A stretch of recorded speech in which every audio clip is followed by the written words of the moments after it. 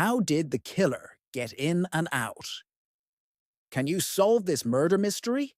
There are many types of murder mysteries, but this one is my favorite because it's such an intriguing concept. A murder in a locked room. There's just something so satisfying about the idea of a detective having to piece together how a seemingly impossible crime could have happened. And if you think you've got what it takes to be a great detective, then I've got another question for you. What do you think happened in this locked room? Was the victim pushed, poisoned, stabbed? And was their killer a stranger or someone close to them? Pause the video here if you want to make a guess.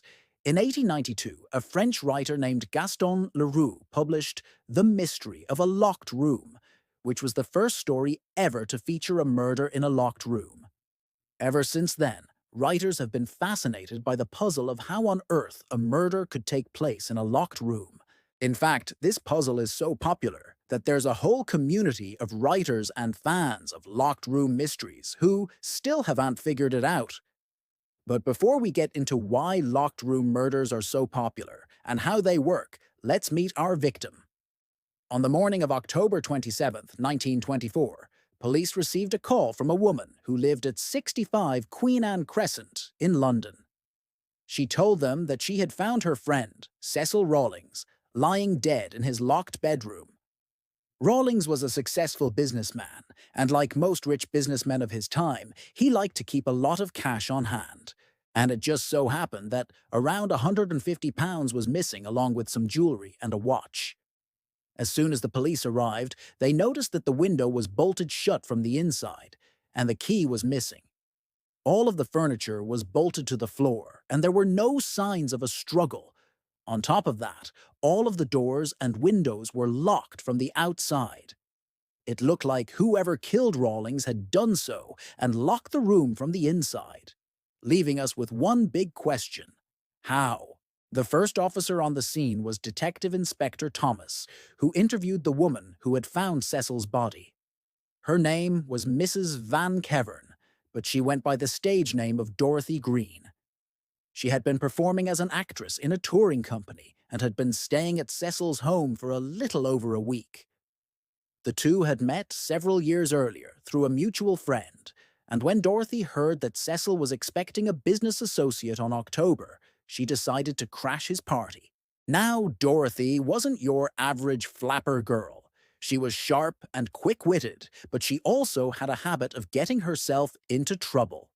This was especially true when it came to men. And unfortunately, Cecil was just the latest in a long line of victims. When she first met him, she was intrigued. Not only was he handsome and charming, but he was also a millionaire. However, after a few glasses of wine, Cecil turned violent. He grabbed her by the hair and threw her to the ground, kicking her repeatedly until she fell unconscious. After that night, Dorothy stayed at Cecil's house and acted as though nothing had happened, but she never trusted him and was counting down the days until she could leave. In fact, she was so anxious about being trapped with him that she started planning her escape. And when her opportunity finally came, she took it. On October, Dorothy left Cecil's house, taking £150 with her. But she never made it far because as she stepped out into the hallway, she ran smack dab into Cecil. He was furious, screaming at her that she had stolen from him and demanding that she return the money. Dorothy was scared, but she stood her ground. Eventually, Cecil calmed down and agreed to split the money between them. They argued over the price of the watch and jewelry, but eventually Dorothy agreed to give them back. At that point, Cecil opened the door to his bedroom and told her to go inside while he went to the bathroom to wash up. He came out after a few minutes and closed the door behind him. Dorothy waited until she heard him lock the door before she barricaded herself behind the wardrobe. But whatever she was trying to hide from, it found her anyway. When the police arrived, they had no idea what had happened. There were no signs of forced entry and every exit was locked. So how could someone have gotten in and out without anyone noticing? Well, as it turns out, it wasn't a stranger. The killer was someone Dorothy knew very well. But who was it? And what was their motive? As soon as the detectives learned that Dorothy was staying in the house, they brought her in for questioning. She admitted to stealing the money, but insisted that she didn't kill Cecil. According to her story, after he returned from the bathroom, Cecil became enraged when he realized that Dorothy had taken the jewelry and watch. He started banging on the door, screaming at her that he would kill her when he got out. Terrified, Dorothy grabbed a candlestick and prepared to defend herself. Suddenly, the door burst open, and Cecil lunged at her, knocking her to the ground. In a fit of rage, Dorothy picked up a heavy ink bottle and smashed it over his head. He screamed once and then collapsed. That's when Dorothy called for help. Or so she said. The detectives found blood near the door and on the wardrobe, which corroborated Dorothy's story. So they arrested her for murder. And while they were questioning her, another piece of evidence turned up. A doctor who examined Cecil's body determined that he had been hit on the back of the head, which would have rendered him unconscious. However, the weapon hadn't actually killed him. Instead, he died of strangulation.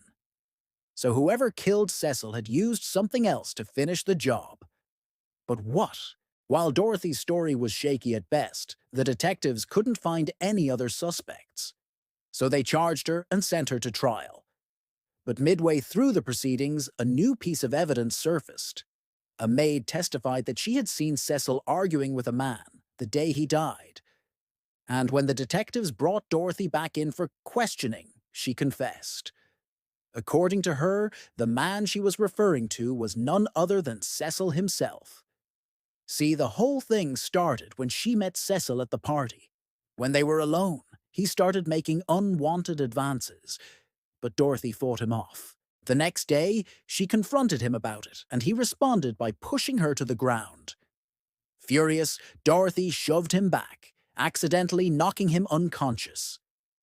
Realizing what had happened, she tried to revive him, but when he didn't wake up, she panicked. So she dragged him into his room and locked the door from the inside. Then she put the candlestick by the door to make it look like he had attacked her. But as the night wore on, Cecil woke up and started banging on the door, screaming that he would kill her when he got out. Scared, Dorothy grabbed a heavy ink bottle and smashed it over his head. Thinking that he was dead, she left the room, but when she came back, he was still alive. So she strangled him with a pair of stockings until he stopped moving. Finally, when the coast was clear, she unlocked the door and slipped out unnoticed. But as it turned out, she wasn't as sneaky as she thought. A witness saw her leave the house, and the police arrested her immediately. In real life, a locked room murder isn't really possible. Even if the windows are bolted shut, a person can always break the glass and slip out. And in most cases, that's exactly what happens. However, in fiction, the rules are a little different. Since 1892, writers have created fictional universes where locked room murders are not only possible, but likely. But how does that even work? Well, there are three main ways to commit a locked room murder. The first is to sneak in before the story begins. This is called the pre-staged entry method, and it works like this. Let's say Person A wants Person B dead, and they know that Person B is going to spend the night in their locked room. So before Person B goes to bed, Person A sneaks in and hides in the room. Once Person B locks the door, Person A does something to render them unconscious. Then, once Person B is asleep, Person A gets up and leaves the room. In some cases, they might even lock the door from the outside to cover their tracks. But either way, when the police arrive, it looks like a locked room murder. The second method is to bring the murder weapon into the room somehow. Maybe there's a ventilation shaft that leads directly to the room, or maybe the murderer can simply drop the weapon down the chimney. Either way, once the weapon is in the room, the murderer strikes and then slips out undetected. The last method requires a little more creativity. Some writers have killers bring people into the locked room, tie them up, and lock the door. And then, once the victim is tied up, the killer escapes through a secret passageway. But no matter what method the author uses, the result is always the same. It looks like the victim was murdered in a locked room. And while these stories are fun to read, they also tap into a basic human fear of being trapped with no way out. That's why locked room mysteries are so popular, and why some writers believe that they're impossible to solve. But if you think you're up to the challenge, then why not try your hand at writing one? Just remember that the most important part of any good mystery is the reader. So don't forget to leave them clues throughout the story. That way, they can experience the satisfaction of solving the puzzle right alongside your characters.